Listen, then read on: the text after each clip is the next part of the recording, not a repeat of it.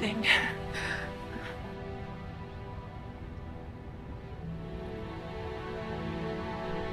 Parang kulang kayo, ah. Nasaan si Oweng?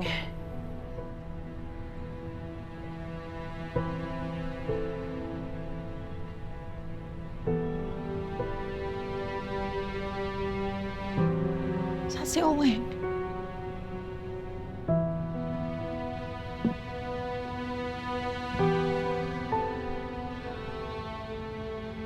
Alam, may nangyari. Ano yun?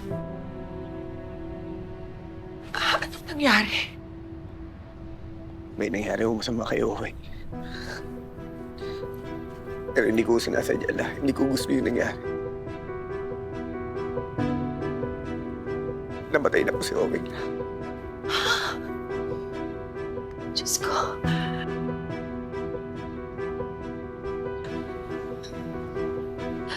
Kilala kita. Kahit kailan, hindi mo intensyon na magpahamak ng ibang tao. Hindi ako naniniwala sa sinasabi mo. Sinubukan ko po kasi sana ligtas si Papa. Kaya lang napalaban ko kami sa mga pulis at sa Red Phoenix. Nabaril yung si Owen. At yun po ang naging dahilan kung bakit po siya namatay.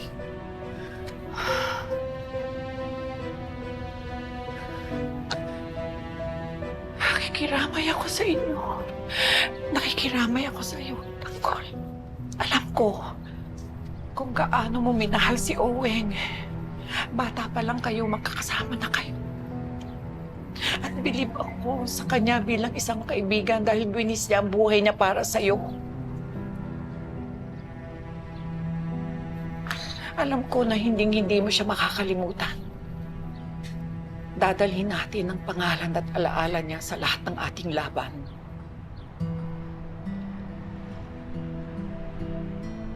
Salamat, Huda.